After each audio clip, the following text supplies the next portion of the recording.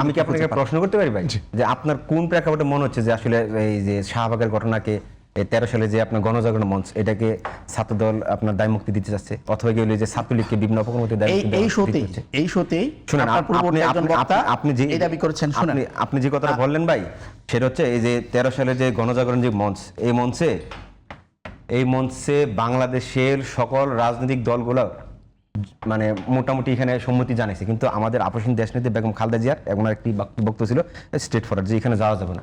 এটা কি হচ্ছে টোটালি দেশের একটি গভীর ষড়যন্ত্রের একটি অংশ, এখানে আমরা যাওয়া যাবে না।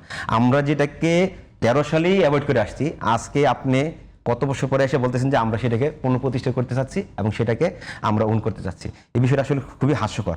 এবং আপনি যে বললেন যে এই যে দর্শনের বিষয়টা যদি বলেন, আজকে আমি যদি, আপনি তো প্রিন্ট করে নিয়ে আসছেন, ভালো স্মার্ট ছেলে, আমি প্রিন্ট করে নিয়ে আসেন, কিন্তু আমার কাছে আমার ফেসবুকে মানে শত শত মানে নিউজ কাটিং আছে যেখানে দেখা গেলো যে জামাত এবং শিবিরের নেতারা বিভিন্ন পরকের সাথে জড়িত, বিভিন্ন দর্শন করতে গিয়ে সব ধরা পড়ছে।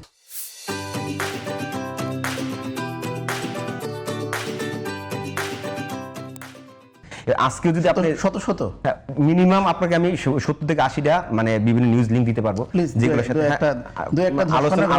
আলোচনা শেষ পর্যন্ত আমি আপনাকে দিয়ে যাব, আপনি সেটা প্রকাশ করবেন।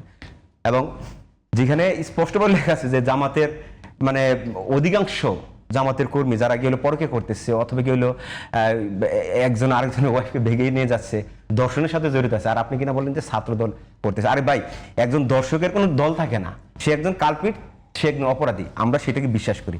কিন্তু আপনি যেহেতু এই যে আপনাদের এখানে এই যে আপনাদের জামাতের যে এমপি বর্তমান শফিকুল ইসলাম মাসুদ, ওনার একটি সম্প্রীতিকাল একটি মুভমেন্ট দেখলাম, সেই মুভমেন্টের পিছনে একজন ব্যানার নিয়ে দাঁড়িয়ে আছে যে কি বিগত 3 মাসে বিএনপি কর্তৃক এতটা দর্শন। ওনার মস্তিষ্ক কি আসলে পছন্দ হচ্ছে? যদি ওনার মস্তিষ্ক পছন্দ না ধরে, তাহলে ওনার পিছনে এরকম একটা কাট কিভাবে থাকে? একজন দর্শকের কি কোনো পলিটিক্যাল আইডেন্টিটি থাকতে পারে? আচ্ছা, আমি আপনাকে একটা প্রশ্ন, একজন দর্শকের কি কোনো পলিটিক্যাল আইডেন্টিটি থাকতে পারে?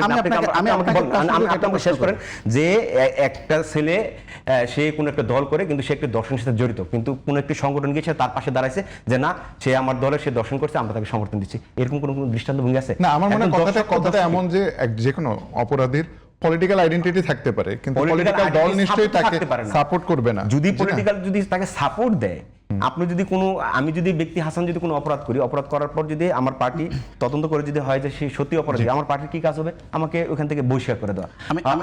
প্রয়োজন প্রেক্ষাপটে আমাদের আমরা একটা বিরতি নিয়ে প্রয়োজন প্রেক্ষাপটে আমাদেরকে মামলা। আপনি দেখেছেন ইতিমধ্যে আমাদের ছাত্র দলের বিভিন্ন যখন কোন নেতাকে এলিগেশন আসছে এবং আমরা যখন তদন্ত দিয়ে সেটা প্রমাণ পেয়েছি, আমরা অনেক ক্ষেত্রে তাদের নামে মামলাও করছি। আর উনি যে কথা বলেন এটা সত্যি হাস্যকর যে একজন অপরাধীর আসলে কোন পলিটিক্যাল সাপোর্ট। আচ্ছা, আপনি 10 সেকেন্ড আমি 10 সেকেন্ড সময় নিব। গত 2-3 দিন আগে রংপুরের পীরগঞ্জে একটি ঘটনা, সেখানে লোকাল বিএনপি নেতা তিনি ফোনে আরেকজন নেত্রীকে বলছেন যে সেন্ট্রাল বিএনপি নেতা আসবেন, তার জন্য 15-16 বছরের মেয়ে লাগবে। আমার প্রশ্ন হলো, সেই নেতা কে? যেই সেন্ট্রাল নেতা ওখানে যাবেন, ওই নেতার পরিচয় কি? তারেক রহমান কি জানেন ওই নেতার ব্যাপারে?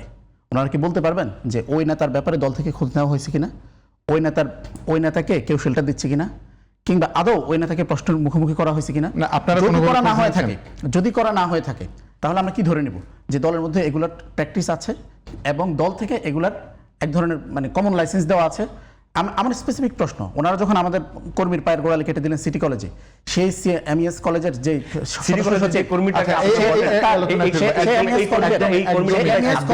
সেক্রেটারির বিরুদ্ধে কি ব্যবস্থা করেছে? শাহবাগ থানায় যারা হামলা করেছে, আমাদের হাতে বিরতির পরে আলোচনাটাতে ফিরবো।